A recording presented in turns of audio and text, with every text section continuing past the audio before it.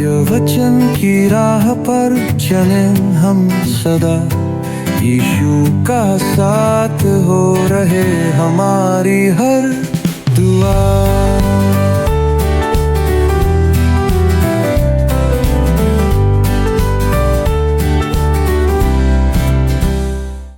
प्रिय दर्शकों, मैं आपका क्रमबद्ध बाइबल अध्ययन कार्यक्रम सत्य वचन में दिल से स्वागत करती हूँ। आज हम अपना अध्ययन आरंभ कर रहे हैं परमेश्वर के वचन की एक अद्भुत और रहस्यपूर्ण पुस्तक प्रकाशित वाक्य की यात्रा से। आज के अध्ययन में हम देखेंगे कि परमेश्वर अपने दासों को भविष्य की घटनाओं का दर्शन देता है, एक संदेश जो यीशु मसीह के द्वारा स्वर्गदूत के माध्यम से उसके पास यूहन्ना तक पहुंचाया गया। यह वचन ना केवल भविष्य की झलक देता है, बल्कि आज भी, जी हाँ, आज भी हमें आशा, चेतावनी और आशीर्वाद का संदेश देता है। ये वचन कहता है, धन्य है वे जो पढ़ता है और वे भी जो इन भविष्यवाणियों की बातों को सुनते और उन पर चलते हैं। तो आइए हम इस अनमोल प्रतिज्ञा को अपने जीवन में अपनाने के लिए तैयार हो जाएं और परमेश्वर के दास के द्वारा जीवित वचन से महत्वपूर्ण बातों को सीखें।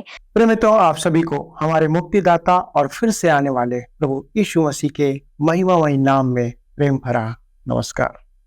दोस्तों, आपको याद होगा कि हमने पिछले प्रसारण में प्रकाशित वाक्य की पुस्तक का अध्ययन आरंभ किया था और आज से हम उसके पहले अध्याय से अपना मनन आरंभ करने जा रहे हैं, जिसका विषय है प्रभु यीशु मसीह का मनुष्यत्व।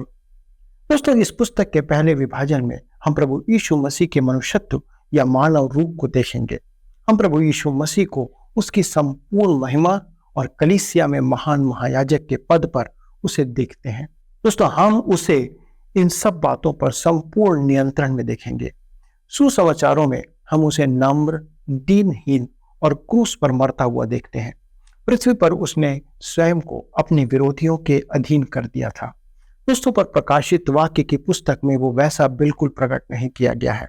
वह पूरे अधिकार के साथ नियंत्रण में है, पर साथ ही अब भी वो परमेश्वर का मेमना ही है।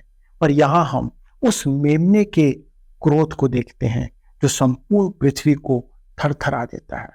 संपूर्ण पवित्र शास्त्र बाइबल का मुख्य विषय प्रभु यीशु मसीह है और वही उसका केंद्र है। जैसा मैंने पहले कहा था कि वचन परमेश्वर केंद्रित है और मसीह केंद्रित है, और दोनों के ऊपर वचन का केंद्र है, इसलिए कि मसीह यीशु ही परमेश्वर है। वह परमेश्वर के पूर्ण वचन के परिदृश्य पर छाया हुआ है। इस बात को हमें बाइबल की किसी भी पुस्तक की तुलना में प्रकाशित वाक्य की पुस्तक में सबसे अधिक ध्यान में रखना होगा। मित्रों, सुसमाचार की पुस्तकों से भी अधिक बाइबल हमें बताती है कि उसने क्या किया था, वह क्या कर रहा है और भविष्य में वह क्या करेगा। प्रकाशित वाक्य की पुस्तक बताती है कि वह क्या कर रहा है और वह क्या करेगा। हमें यह मन में बसा लेना है और इस बात को सुरक्षित रखना है। अब हम आते हैं पहले पद पर और जानते हैं इस पुस्तक का शीर्षक क्या है।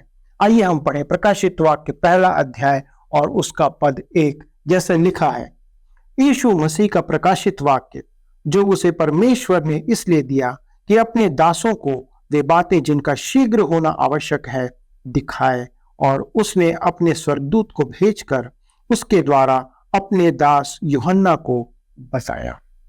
दोस्तों, डॉक्टर वर्नन मैगी के द्वारा लिखी गई पुस्तक प्रकाशित वाक्य का प्रकाशन में उन्होंने सभी पदों के सरल अनुवाद अपने शब्दों में किए हैं, जिनका उपयोग इस अध्ययन में भी किया जाएगा। वह उत्तम है और इसलिए उसे उपयोग किया जा रहा है। ऐसा नहीं है कि वह हमारी समझ के लिए बेहतर विकल्प है।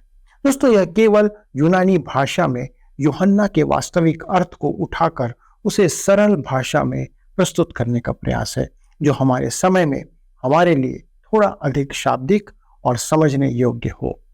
प्रभु यीशु मसीह का प्रकटीकरण जो परमेश्वर ने उसे इसलिए दिया कि अपने दासों को वे बातें दिखाए जिसका शीघ्र ही होना या पूरा होना अवश्य है, और उसने अपने स्वर्गदूत अर्थात संदेशवाहक को भेजकर अपने दास यूहन्ना को उनका चिन्ह देकर बताया। सबसे पहले दोस्तों यह जान ले कि इस पुस्तक का शीर्षक प्रकाशित वाक्य है, जो कि एक वचन है, ना कि बहुवचन। सिंगुलर टेंस में है, प्लूरल में नहीं है। एक बार एक सेवानिवृत्त पास्टर ने इस पुस्तक के लेखक पर प्रहार करने के उद्देश्य से उनसे कहा, आपको प्रकाशित वाक्य की पुस्तक का कुछ भी ज्ञान और समझ नहीं है, विशेषकर बहुवचन वाली बातों को लेकर के आप गलत हैं। लेखक ने उन्हें उत्तर दिया और कहा, भाई साहब, आप बिल्कुल सही कहते हैं, मुझे प्रकाशित वाक्य की पुस्तक की जरा सी भी समझ नहीं है। यह सुनकर वह चकित हुआ और अपने ही अज्ञान के कारण या अपनी अज्ञानता के कारण लज्जित हुआ, जब उसे यह समझ में आया कि प्रकाशित वाक्य की पुस्तक और कुछ नहीं परंतु एक प्रकाशन है, एक रिवेलेशन है। इसे यूनानी भाषा में अपोक्लॉप्सिस कहा गया है, अर्थात यीशु मसीह का उजागर होना, अनावरण किया जाना, उसका प्रकाशन किया जाना। जैसे कि पद 1 में लिखा है, जो उसे परमेश्वर ने इसलिए दिया कि अपने दासों को वे बातें जिनका शीघ्र होना आवश्यक है दिखाएं। पर दोस्तों, इस पुस्तक के अंतिम अध्याय में यूहन्ना को निर्देश दिया गया है और क्या कहा गया है? प्रकाशित वाक्य 22:10 में लिखा है, इस पुस्तक की भविष्यवाणी की बातों को बंद मत कर, क्योंकि समय निकट है। मित्रों, यह पुस्तक मुहर बंद पुस्तक नहीं है, यह खुली हुई पुस्तक है और आज के समय में हम इसे समझ सकते हैं। यह दानियल की पुस्तक में दी गई भविष्यवाणी के बिल्कुल विपरीत है, जिसे मुहर बंद करके रखा गया था। हमारे प्रभु यीशु मसीह ने भेद भरे दृष्टांत सुनाए थे। सच कहूं दोस्तों, आज की अधिकांश कलीसियाओं के लिए ये आज भी रहस्य बने हुए हैं, लेकिन हमारे प्रभु ने इसे इस प्रकार से प्रकट किया था जैसा मरकुस 4:11 और 12 पद में कहा गया है। उसने उनसे कहा, तुमको तो परमेश्वर के राज्य के भेद की समझ दी गई है, परंतु बाहर वालों के लिए सब बातें दृष्टांतों में होती है, इसलिए कि वे देखते हुए देखें और उन्हें सुनाई ना पड़े, और सुनते हुए सुने भी और ना समझें, ऐसा ना हो कि वे फिरें और क्षमा किए जाएं। मित्रों, आप देख सकते हैं कि सुसमाचारों में हमें आधी घटना ही प्रकट की गई है। हमें प्रकाशित वाक्य की पुस्तक की आवश्यकता इसलिए है क्योंकि वही सब बातों की पूर्णता प्रकट की गई है, इसके बाद और कुछ नहीं है। परंतु हमें इन बातों को परमेश्वर की आत्मा के द्वारा से ही समझाया जा सकता है।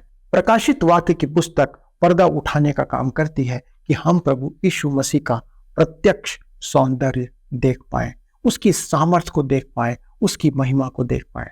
दोस्तों, यह पुस्तक भेद एवं गोपनीयता के विपरीत है।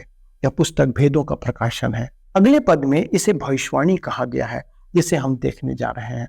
मित्रों, यदि कोई मसीही विश्वासी कहे कि वह प्रकाशित वाक्य की पुस्तक को समझ नहीं पाता है, तो मुझे आश्चर्य होगा।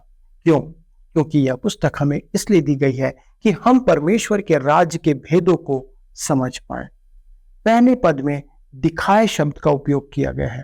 दिखाए शब्द का अर्थ है चिन्हों और प्रत्यक्ष एवं अप्रत्यक्ष अभिव्यक्तियों द्वारा प्रकट किया जाना, और जैसा लिखा है, अपने स्वर्गदूत को भेजकर बताया, अर्थात उसने चिन्हों का उपयोग किया। स्मरण रखें दोस्तों, ये चिन्ह वास्तविकता के द्योतक हैं। पतरस ने भविष्यवाणी की व्याख्या का एक महान सिद्धांत हमें बताया है, जैसा कि दूसरा पतरस पहले अध्याय के पद 20 में लिखा हुआ है, पर पहले यह जान लो कि पवित्र शास्त्र की कोई भी भविष्यवाणी किसी के अपने ही विचारधारा के आधार पर पूर्ण नहीं होती। अर्थात आप किसी एक पद को लेकर उसकी अलग से व्याख्या नहीं कर सकते। आपको संपूर्ण बाइबल के संदर्भ में उसकी व्याख्या करना और उसे समझना होगा। दोस्तों, महान विचारक ओटोमोन ने कहा था कि प्रकाशित वाक्य की प्रतीकात्मक भाषा तथ्यों का प्रकटीकरण है। तब हम आगे बढ़ते हैं और लिखा हुआ है, जैसे हमने पढ़ा था, वे बातें जिनका शीघ्र होना आवश्यक है दिखाएं। दोस्तों, इसका अर्थ है कि यूहन्ना जो कहता है वह कल्पना या उसका स्वप्न नहीं है। इस पुस्तक में सच्चाई के तथ्य प्रकट किए गए हैं।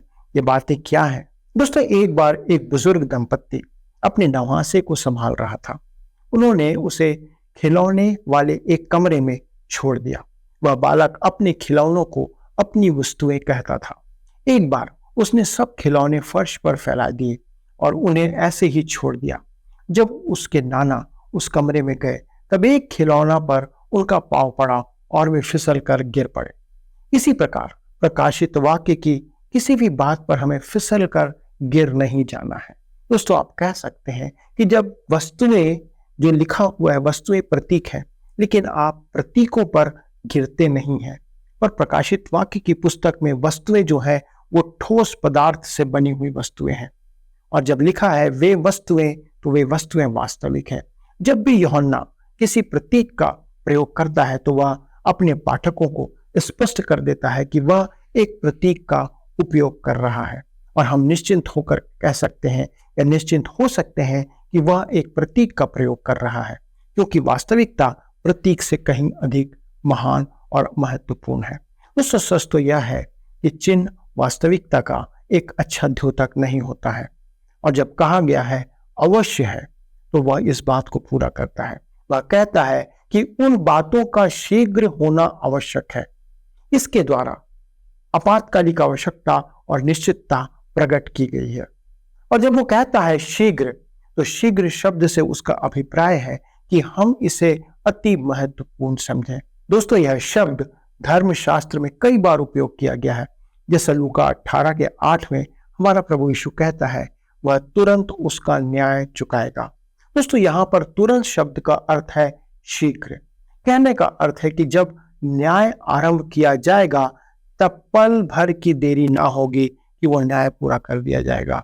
इससे प्रकट होता है कि प्रभु यीशु या प्रभु शीघ्र अभी नहीं आएगा, परंतु जब वह आएगा तब इन बातों के होने में देर नहीं लगेगी, और सारी बातें जब होना आरंभ होगी तत्काल पूरी हो जाएंगी। उसका न्याय और दंड समय के शीघ्र अंतराल में ही पूर्ण हो जाएगा। और यूहन्ना कहता है कि यह प्रभु यीशु का प्रकाशन है जो उसे दिया गया था। अब इस प्रकाशन का चरण हम देखते हैं। यूहन्ना कहता है यह प्रभु यीशु मसीह का प्रकाशन है जो परमेश्वर ने उसे दिया था। दोस्तों, आप जरा प्रकाशन के चरणों पर इस समय ध्यान दें जो इस प्रकार से प्रकट किया गया है। इसका आरंभ परमेश्वर से होता है या प्रभु यीशु मसीह को दिया गया था, तब उन्होंने इसे अपने स्वर्गदूत को दिया। उनके स्वर्गदूत ने इसे यूहन्ना को दिया और यूहन्ना ने यह उसके सेवक तक पहुंचा दिया ताकि वे जान सके कि क्या क्या होने वाला है। और इसी प्रकार यह आज आप तक और मुझ तक पहुंच रहा है उस प्रकाशन के चरणों के रूप में। दोस्तों, इससे एक प्रश्न उत्पन्न होता है जो हम बहुधा सुनते हैं, और वह यह है, आप तो स्वर्गदूतों को कलीसिया से संबंधित ना कहकर स्वयं एक ओर चले गए हैं या खड़े हो गए हैं। जी हाँ दोस्तों, मैं आज भी यही कहता हूँ। यूहन्ना स्वर्गिक संदेशवाहक को स्वर्गदूत कहता है, परंतु ध्यान रखें कि यूहन्ना मुख्यतः भावी घटनाओं अर्थात भविष्य में होने वाली घटनाओं के बारे में यहाँ पर लिख रहा है, अर्थात प्रभु यीशु के भविष्य में होने वाली घटनाएं या प्रभु यीशु मसीह भविष्य में क्या करेगा। तो अध्याय 4 के आगे सब कुछ भविष्य से संबंधित है, और इस पृथ्वी से कलीसिया के चले जाने के बाद वे बातें पूरी होंगी। अतः हम स्वर्गदूतों के कामों को यहाँ पर देख सकते हैं। यह इस पुस्तक के विचारों की प्रगति के विषय में भी सत्य है। दोस्तों, आइए अब हम पढ़ते हैं प्रकाशित वाक्य 1 अध्याय का पद 2, जिसका शीर्षक है प्रकाशन की विधि। लिखा हुआ है, जिसने परमेश्वर के वचन और यीशु मसीह की गवाही अर्थात जो कुछ उसने देखा था उसकी गवाही दी। दूसरे शब्दों में उसने परमेश्वर के वचन और यीशु मसीह की गवाही दी, अर्थात बहुत सी बातें जो उसने देखी थी। और जैसा लिखा है और कहता है जिसने उसकी गवाही दी। दोस्तों, मूल भाषा यूनानी में इसका अभिप्राय है कि यूहन्ना स्वयं को अपने पाठकों के साथ रखकर लिख रहा है, जैसे कि मानो उसने जो कुछ लिखा है उसे स्वयं ही वह पढ़ रहा हो। तो वो वहां पे लेखक और पाठक दोनों बन जाता है। परमेश्वर के वचन जैसा कहा गया है, यहाँ मेरे विचार में परमेश्वर के वचन का अभिप्राय पुस्तक की विषय वस्तु तथा प्रभु यीशु मसीह दोनों ही से है। तो यह जीवित वचन है, और जब वह लिखित वचन हम पर प्रभु यीशु को प्रकट करता है तो वह जीवित वचन हो जाता है। आप इस बात को सुनिश्चित कर सकते हैं दोस्तों। तब आगे कहता है और प्रभु यीशु की गवाही। मित्रों, यूहन्ना के लेखों में गवाही शब्द 90 बार उपयोग किया गया है तथा उसके सुसमाचार में ही यह शब्द 50 बार आया है। और वो कहता है जो कुछ उसने देखा था वह इस दर्शन का प्रत्यक्ष गवाह था। उसने आंखों से इस दर्शन को देखा था, और जो कुछ उसने देखा था उसे वह इस प्रकार व्यक्त कर रहा है कि हमें प्रकाशित वाक्य एक चलचित्र या टीवी पर दिखाए जाने वाले फिल्म के समान दिखाया जा रहा है, ये प्रसारित किया जा रहा है कि हम ध्यान से देखें और यही होगा उचित कि हम उस बात पर ध्यान दें। दोस्तों, यह दर्शन स्वर्ग से पिता परमेश्वर ने अपने पुत्र प्रभु यीशु मसीह के द्वारा दिखाया, जो स्वर्गदूत ने लाकर यूहन्ना को दिया। दोस्तों, यूहन्ना ने सुना भी और देखा भी, और ये हमारी जानकारी के दो माध्यम है। मैं कभी कभी सोचता हूँ कि यूहन्ना को इन बातों की कुछ गंध भी अवश्य आई होगी, क्योंकि इस पुस्तक की कुछ बातें ऐसी हैं जिनसे कुछ संदेशा मिलता है, गंध सी उठती है। अब हम आते हैं आगे बढ़ते हुए प्रकाशित वाक्य पहले अध्याय के पद 3 पर। यहाँ पर वो कहता है, जैसा लिखा हुआ है, धन्य है वह जो इस भविष्यवाणी के वचन को पढ़ता है और वे जो सुनते हैं और इसमें लिखी हुई बातों को मानते हैं, क्योंकि समय निकट है। दोस्तों, यह पद हमें बाइबल अध्ययन की आशीष प्रकट करता है और बताता है कि पढ़ने वाला किस प्रकार परमेश्वर की नजरों में धन्य होता है। दोस्तों, यह प्रकाशित वाक्य की पुस्तक में पाए जाने वाले 7 धन्य बातों या 7 धन्य आशीषों में से पहला है जो यहाँ प्रकट किया गया है। और यह पद कहता है, धन्य है वह जो पढ़ता है, और इसका अर्थ है पाठक से या कलीसिया से या शिक्षक से जो इस वचन को पढ़ता है। मित्रों, इस पुस्तक को पढ़ने वाला और इसे सुनने वाले दोनों ही धन्य कहे गए हैं, और पाठक और श्रोता दोनों को इस पुस्तक से लिखी बातों से आशीष मिलती है, क्योंकि वे इन बातों के लिए धन्य कहे गए हैं। इसे पढ़ने, सुनने और पालन करने से हमें 3 गुना आशीष प्राप्त होती है। दोस्तों, मेरा विश्वास है कि जो लोग प्रकाशित वाक्य की पुस्तक को इस प्रकार उपयोग करेंगे, वे एक विशेष आशीष के भागीदार होंगे। मैं इस बात पर पूर्णतः संपूर्ण रूप से विश्वास करता हूं, क्योंकि यूहन्ना ने अपनी पुस्तक में इस बात को लिखा है, जब वो कहता है क्योंकि समय निकट है। दोस्तों, इसका अर्थ आप यह ना समझें कि जो बातें इस पुस्तक में अंकित हैं या दी गई हैं वे आपके या मेरे समय में घटने जा रहे हैं। हम नहीं जानते उस समय को, पर दोस्तों, इसका अर्थ अवश्य यह है कि पेंटिकोस्ट के दिन कलीसिया के आरंभ के द्वारा प्रभु यीशु मसीह की यह सेवा स्वर्ग में आरंभ हुई थी। हम इस अध्याय में उसका दर्शन देखेंगे, जो महिमान्वित प्रभु यीशु मसीह का दर्शन है। उसके बाद तदुपरांत हम उसकी सेवा को देखेंगे और यह हमें सीधा भविष्य में ले जाएगा। मित्रों, यह है हमारे प्रभु यीशु मसीह की सेवा और उसके द्वारा प्रकट भविष्य की योजना। मेरा ऐसा विश्वास है दोस्तों कि इस पुस्तक की बातें एक मनुष्य को परमेश्वर पर विश्वास करने के लिए सहायता कर सकती है। यह आपकी सहायता कर सकती है, आपके जीवन को बदल सकती है। तो आइए दोस्तों, हम बड़े ही आदर और अपेक्षा के साथ इस पुस्तक के अध्ययन में लगे रहें कि हम उन आशीषों के भागीदार हो जाएं जो इसमें इसके पढ़ने वाले के लिए दी गई हैं। क्या दोस्तों, आप इस बात से आनंदित हैं कि सिर्फ इसे पढ़कर, सुनकर, विश्वास करके आपके लिए आशीष दी गई है? तो आइए हम मिलकर परमेश्वर को धन्यवाद दें और प्रार्थना करें। हमारे स्वर्गीय पिता, हम धन्यवाद देते हैं प्रभु आपके इस वचन के लिए, इसमें निहित आशीषों के लिए, और प्रभु जो आपने हमें दी है, कि चाहे कोई भी मनुष्य क्यों ना हो, जब हम आपके इन वचनों को पढ़ें, इस पर विश्वास करें, मनन करें, तो प्रभु ये हमारे लिए आशीष का कारण ठहरने पाए। पिता, आज लोग आशीषों के पीछे भागते हैं, परंतु प्रभु आपकी आशीष आपके वचन में छिपी हुई है। अनुग्रह करें पिता कि हम अपने जीवन की आशीष को इस माध्यम से प्राप्त करने के लिए हम परिश्रम करते रहें। प्रभु, आज हमारे लिए वचन को पढ़ना सबसे मुश्किल काम है। आज वचन पर मनन करने के लिए हमारे पास समय नहीं है। प्रभु, हमारी विनती है हमारे सभी दर्शकों के लिए कि पिता, उनके जीवन में आप ऐसा समय लाएं कि वे आपके वचन पर मनन करें, आपके वचन को ध्यान से पढ़ें, उन भेदों को जानें जो आपने संसार पर प्रकट किया है। प्रभु, हमारे सभी दर्शकों को आपके पवित्र और सशक्त हाथों में समर्पित करते हुए इस विनती को प्रभु यीशु क्रिस्ट के नाम से मांगते हैं, आमीन। दोस्तों, मुझे पूरा विश्वास है कि आज का अध्ययन आपके लिए आशीष का कारण रहा होगा। अगले प्रसारण में हम इस अध्ययन को आगे बढ़ाएंगे। लेकिन दोस्तों, यदि आपके पास कोई प्रश्न है, यदि कोई ऐसी बात है जो आप नहीं समझ पाए हैं, तो आप हमारे से फोन के द्वारा संपर्क कर सकते हैं। हमारे परामर्शदाता आपकी सहायता करने के लिए तैयार बैठे हैं। अगले प्रसारण तक परमेश्वर के विश्वास में बने रहें, प्रभु यीशु मसीह के वचन में बने रहें और उसके साथ चलते रहें। प्रभु यीशु मसीह के पवित्र और सामर्थ्य नाम में आप सभी को आशीष मिलती रहे। आमीन। प्रिय दर्शकों, आज के अध्ययन में हमने देखा कि प्रकाशित वाक्य की पुस्तक के अध्ययन के आरंभ में ही यह पुस्तक हमें स्मरण दिलाती है कि परमेश्वर अपने बच्चों से प्रेम करता है, स्नेह करता है और वो हमें अंधकार में नहीं रखना चाहता। वो चाहता है कि हम जानें कि भविष्य में क्या होने वाला है, ताकि हम सतर्क रहें, विश्वास में स्थिर रहें और उसके आगमन के लिए अपने आप को तैयार रखें।